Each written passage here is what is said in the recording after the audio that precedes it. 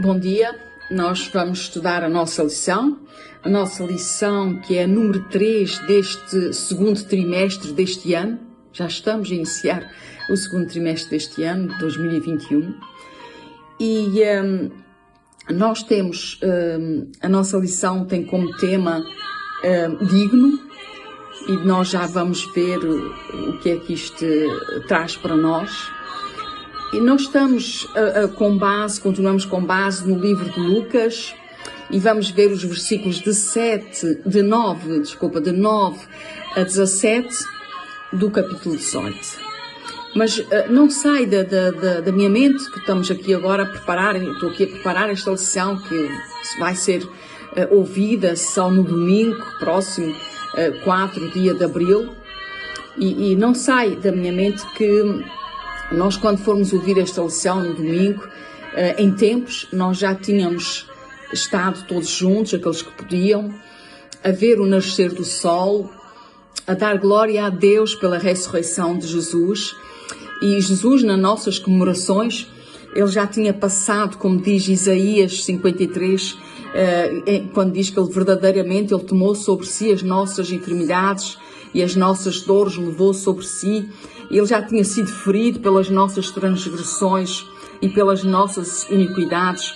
E ele já tinha sofrido o castigo que nos traz a paz. Mas nós podemos dar glória a Deus. Isso não aconteceu, não vai acontecer. Nós não vamos estar juntos por causa da situação que nós estamos a viver. Mas Jesus também nos trouxe essa vitória ao morrer na cruz, ao ressuscitar.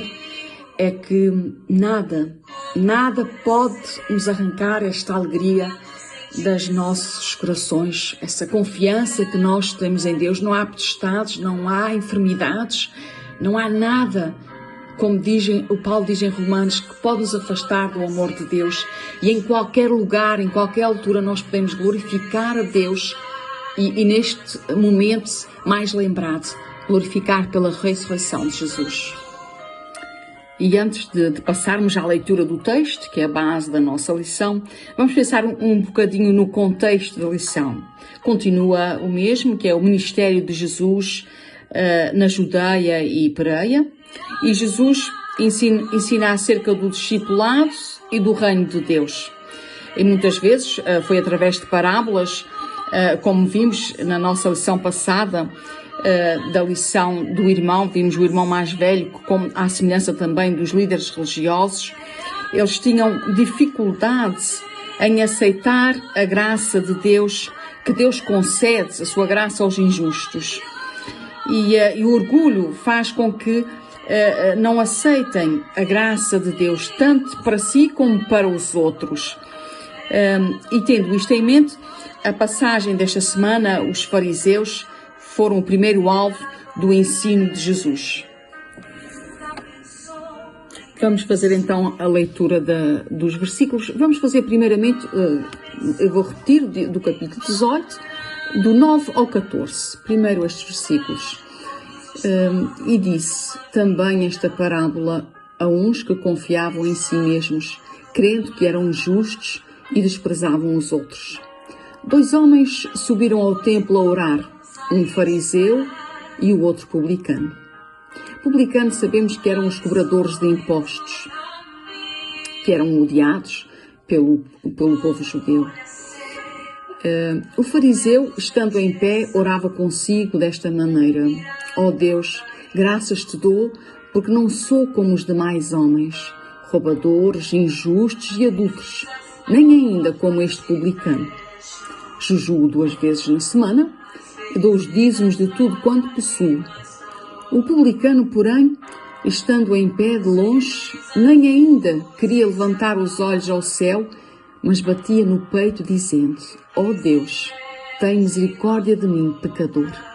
Digo-vos que este desceu justificado para a sua casa, e não aquele, porque qualquer que a si mesmo se exalta, será humilhado, e qualquer que a si mesmo se humilha, será exaltado. Bom, depois da leitura nós vamos ver o que é que Jesus estava querendo aqui ensinar. Ele falou com os seus discípulos, com as pessoas que o seguiram na altura, e ele próprio diz que esta parábola é para os que confiavam em si mesmos, crendo que eram justos e desprezavam os outros. Portanto, isso também é para nos ensinar a nós, para não cairmos no pecado do orgulho. Vemos aqui que ele está a falar sobre dois homens diferentes. Um era fariseu e o outro era publicano.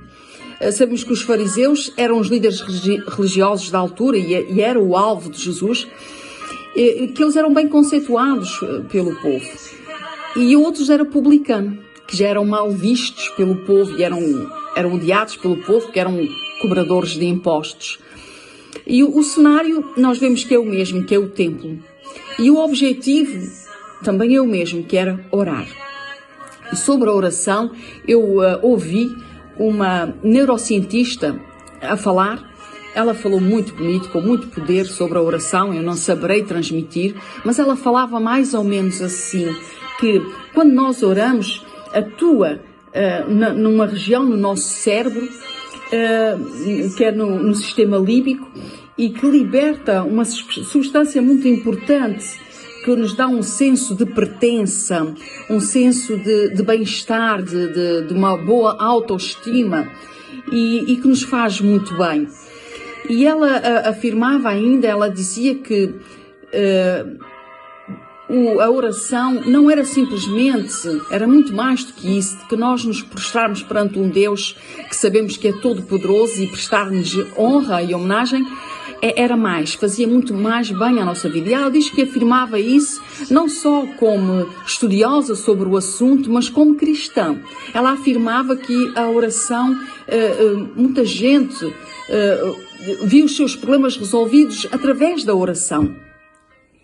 E esta neurocientista ainda explicava o seu sentimento acerca da oração e ela dizia que quando nós nos colocamos perante Deus, sabendo que é um Deus todo-poderoso, colocamos as nossas fragilidades, as nossas dúvidas, os nossos medos, sabendo que Ele tem todo o poder e que não só está a nos ouvir, mas indica-nos o caminho. Por isso, a grandiosidade da oração e o poder da oração, porque Ele nos indica o caminho a seguir. E assim, vidas são resolvidas desta forma, com esta confiança, e sendo, ela dizia que era a melhor psicoterapia do mundo. E nós vamos ver que nós podemos também afirmar isso, não como técnicos, conhecendo a técnica, nem de forma científica, mas como cristãs também podemos sentir isso e saber que é assim que a oração faz nas nossas vidas. E nós vemos que um destes homens também pôde experimentar isso que Jesus falou, esse ensinamento que Jesus. E vamos ver então que Jesus, continuar aqui o que Jesus estava a nos ensinar. E Ele está-nos a mostrar como é que são estes dois homens, como é que estava a postura deles, que é muito importante, a nossa postura perante a oração. Faz toda a diferença, a nossa postura, a nossa intenção, porque Deus vê os nossos corações. Vamos então aqui continuar a absorver esse ensino de Jesus. Jesus continua com o seu foco apresentado no versículo 9 do seu ensino. Vamos ver como é que Jesus apresenta esses dois homens que subiram ao templo com o mesmo propósito de orar. Jesus vai apresentar então o estado deles, como é que eles se apresentam, como é que eles estão perante Deus. E sem muitas palavras vamos então dizer, Jesus apresenta o fariseu como um homem que orava consigo mesmo. E ele não estava grato a Deus pela misericórdia e pela graça de Deus. Ele estava grato a Deus porque era um homem, ele se achava um homem justo e melhor que os outros. Vemos aqui a personificação do orgulho.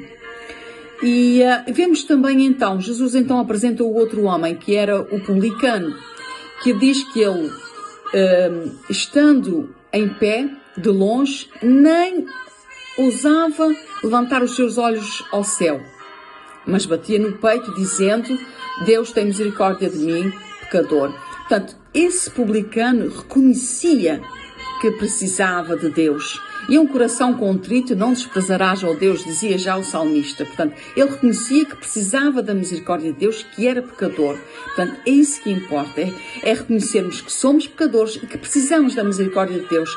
Porque o facto é o seguinte, é que nós precisamos da misericórdia de Deus. Podemos não reconhecer, é verdade, como o fariseu. Podemos não reconhecer que precisamos da misericórdia de Deus e que sem a graça e a misericórdia de Deus não somos nada. Mas a verdade é que nós precisamos desta misericórdia. E vemos então este publicano, vemos que Jesus, o que é que diz? Diz que este homem, porque tem aqui duas palavras-chave. Jesus diz então que este publicano, como é que ele foi, qual foi o final deste homem? Ele foi para casa justificado por Deus, porque ele mostrou que precisava de Deus. Enquanto o fariseu tentava justificar-se com as suas boas obras e reconhecia que não precisava de Deus, não conseguia ver a sua necessidade da graça de Deus, o publicano se considerava indigno, pecador e reconhecia que precisava da graça de Deus e clamou por essa graça e por essa misericórdia de Deus. Então, o seu pedido foi concedido. Jesus ainda conclui, então, no versículo 14, dizendo que aquele que se exalta será humilhado e aquele que si mesmo se humilha será exaltado. Assim, o segundo homem que se considerou pecador e que clamou e reconheceu que precisava da graça de Deus, saiu justificado para a sua casa. A nossa lição vai estender os seus ensinos ainda mais nas palavras de Jesus, nos versículos de 15 a 17. E diz assim: E traziam-lhe também meninos para que lhes tocasse. E os discípulos, vendo isto, repreendiam-nos. Mas Jesus, chamando-os para si, disse: Deixai vir a mim os meninos, e não os impeçais, porque dos tais é o reino de Deus. Em verdade vos digo que qualquer que não receber o reino de Deus como menino, não entrará nele. Pronto, e no final mesmo da nossa lição, eu vou aplicar à vida aqui da nossa revista. E são 3 pontos e diz: os crentes devem precaver-se contra o orgulho religioso. É verdade, não podemos pensar que isso não acontece connosco, porque a dada altura das nossas vidas nós podemos começar a esquecer que é a graça de Deus e a misericórdia de Deus na nossa vida que faz tudo e que nós somos dependentes dessa graça e dessa misericórdia. Os crentes devem confessar os seus pecados ao Pai. Portanto, à semelhança do segundo homem da parábola, devemos reconhecer que somos pecadores e que só Deus tem esse perdão através do seu Filho Jesus. E o terceiro ponto: Deus constrói o seu reino sobre a confiança e a honestidade como os das crianças. Portanto, temos que ter essa postura de dependência como as crianças, dependência de Deus. Obrigada, irmãos, pela sua escuta, como o pastor gosta de dizer nos programas de rádio.